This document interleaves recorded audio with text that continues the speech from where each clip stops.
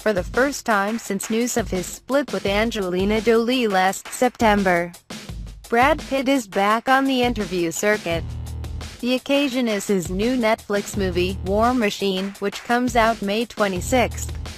As a working actor, he couldn't hide from reporters forever, though he didn't have to be quite so forthcoming as he was in a sit-down with GQ. The takeaway: he seems depressed, understandably. After all, he's holed up in his longtime Hollywood home while his 6 kids are living with their mom, but he also sounds introspective, if occasionally self-flagellating. Here are some of the revelations from the interview. He says he's done with drinking. "I can't remember a day since I got out of college when I wasn't boozing or had a spliff. Or something. Pitt said he realizes now he was trying to escape from his feelings. By the time he started a family, he was done with marijuana and was just using alcohol as his numbing agent of choice. But it came to a point where things got out of control.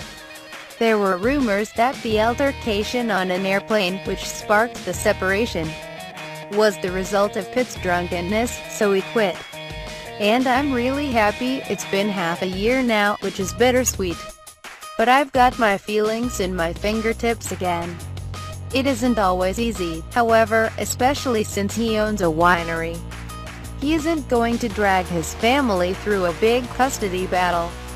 Pitt heard one lawyer say, "No one wins in court, it's just a matter of who gets hurt worse." Luckily for him, he and Jolie agreed to work things out privately and says they're both doing their best. He thinks that court battles inevitably turn into long-term nightmares that typically result in vitriolic hatred. "Fortunately, my partner in this agrees," he said. "He's having an existential crisis. Pitt has a lot to sort out, apparently.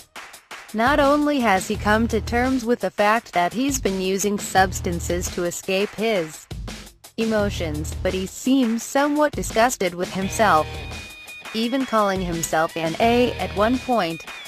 He delved a bit into his tendency to ruin a good thing, and his failed marriage to Jennifer Aniston will inevitably come to mind for some readers. "I tend to run things into the ground," he said. "That's why I've got to make something so calamitous.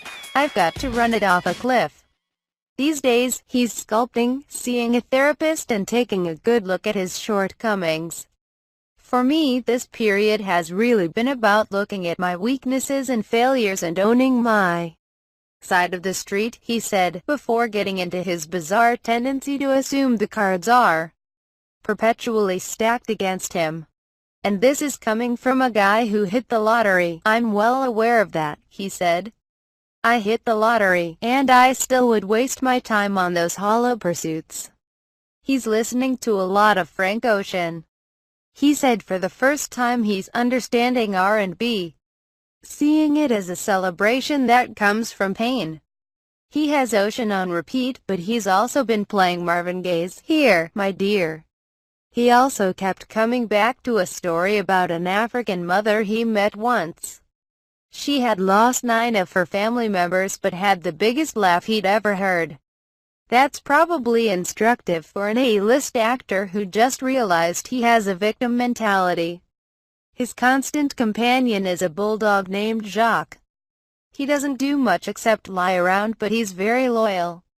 He's gotten really into matcha green tea. Pitt may have given up alcohol, but he's found a new beverage of choice and he's taking it very seriously. Some people might just throw all the ingredients for their matcha tea into a blender, but not this guy. He deliberately sprinkles some green powder in a cup with a sifter, then pours in the boiling water, whisking with a bamboo brush, until the liquid is a harlequin froth, according to GQ's Michael Paterniti. It seems to be just one of the many ways Pitt is deliberately trying to keep himself occupied. "If I'm not creating something, doing something, putting it out there, then I'll just be creating scenarios of fiery demise in my mind," he said at one point. "You know, a horrible end."